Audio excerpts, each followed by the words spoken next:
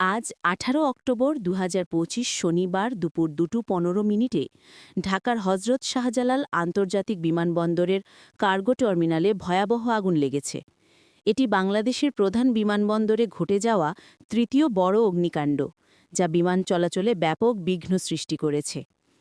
অগ্নিকাণ্ডের বিবরণ: আগুনটি বিমানবন্দরের কার্গো ভিলেজের গেট ৮-এর কাছে শুরু হয়, যেখানে আমদানি করা পণ্য যেমন পোশাক, রাসায়নিক দ্রব্য ও অন্যান্য মালামাল রাখা হয়। দ্রুত আগুন ছড়িয়ে পড়ায় বিমানবন্দর কর্তৃপক্ষ সব ধরনের ফ্লাইট অপারেশন সাময়িকভাবে স্থগিত করেছে। কোনো যাত্রী বা ক্রু সদস্য হতাহত হয়নি, তবে ২৫ জন আনসার সদস্য আহত হয়েছেন। উদ্ধার অভিযান: আগুন নিয়ন্ত্রণে আনতে ৩৬টি ফায়ার সার্ভিস ইউনিট, বাংলাদেশ সেনাবাহিনী, নৌবাহিনী ও বিমান বাহিনীর সদস্যরা যৌথভাবে কাজ করছেন। তবে আগুনের উৎস ও ক্ষয়ক্ষতির পরিমাণ সম্পর্কে এখনও কোনো আনুষ্ঠানিক তথ্য পাওয়া যায়নি। ফ্লাইট পরিস্থিতি: আগুনের কারণে সব ধরনের অভ্যন্তরীণ ও আন্তর্জাতিক ফ্লাইট স্থগিত করা হয়েছে।